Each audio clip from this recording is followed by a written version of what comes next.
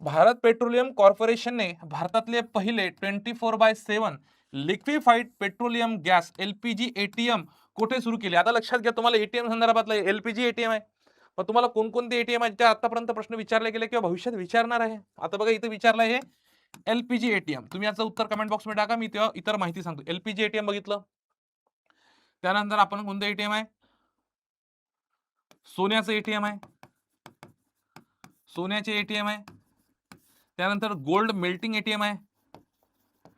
Melting ATM आहे.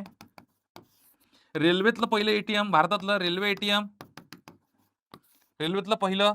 त्यानंतर आपण धान्य एटीएम आहे. चला, पहिल्याच उत्तर सांगतो बघा, लक्षात घ्या.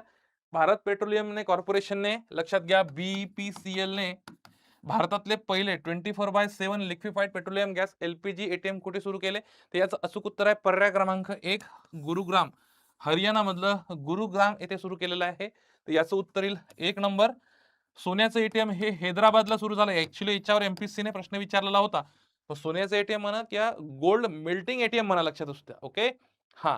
तर हे दोन्ही एटीएम कुठे सुरू झाले होते? हैदराबादला सुरू झाले होते. हैदराबाद. मग विचारलं रेल्वेतलं एटीएम पहिलं धावत्या ट्रेन मधलं, तर हे सुरू झालं होतं पंचवटी एक्सप्रेस नावाची एक्सप्रेस आहे. पंचवटी एक्सप्रेस.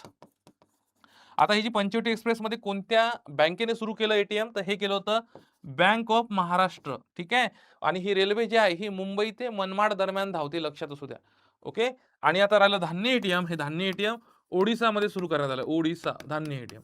बघा, ही इतर वेगवेगळ्या प्रकारचे एटीएम आहेत. तुम्हाला यावर प्रश्न विचारतील, याचा स्क्रीनशॉट काढून घ्या. भविष्यात तुम्हाला याच्यावर प्रश्न विचारतील मित्रांनो. ओके.